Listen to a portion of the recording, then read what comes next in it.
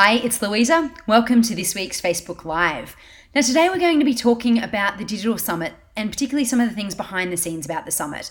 We are just 15 days out from this event, so it is kind of all consuming here at Interactive Minds headquarters. Everyone in the team is working really hard to bring it all together, and I wanted to share with you some of the stuff that goes on. So this is relevant for you if you run conferences, if you attend conferences, or if you're interested in the Digital Summit itself. So first of all, the Digital Summit and other events like this are actually what I call stop think days. They're the opportunity to stop what you do on a regular basis and to take some time out to think, to consider your priorities, what you're working on, what you should be doing, what you shouldn't be doing, and to get input from others around you. And what better input to get than from 20 speakers on stage who are covering 13 amazing digital topics that you need to be across. So taking that time to stop and think or sharpen the axe, as I mentioned in a previous episode, is really important and something that I'm really passionate about because I've seen such amazing benefits when I take days like this for myself. But what goes on around the Digital Summit and some of the details that you might not have seen, what I wanted to share with you today. So first of all, this event is run in a round table format now. For the first number of years, we did it all in theatre style and auditorium style, but we found that people found it really hard to speak to each other and to meet others when you're sitting in a line. So by sitting in round table format, we find that it's a bit more conducive to conversation and to network. But when we did this for the first time last year, we found there's two other factors that go against round table format.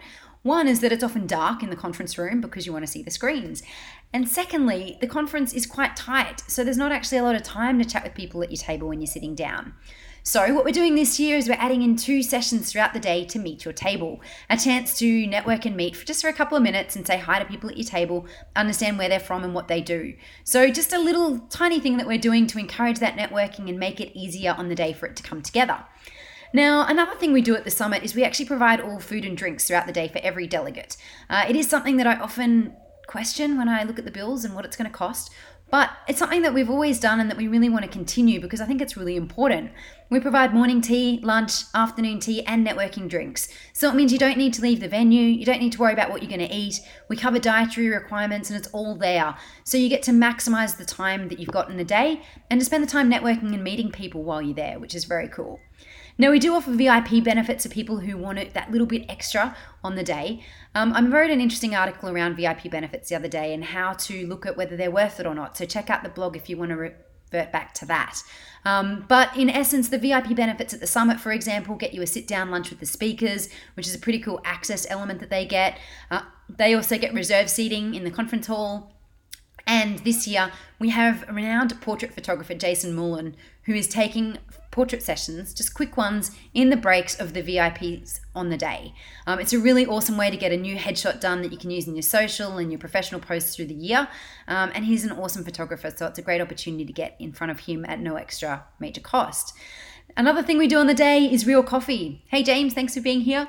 So we offer real coffee to all of our delegates. We have baristas there serving coffee. It's just a nice little touch for those who like it. We also do networking drinks at the end of the day, so you can relax, share some information that you've learned with other people there and network to your heart's content.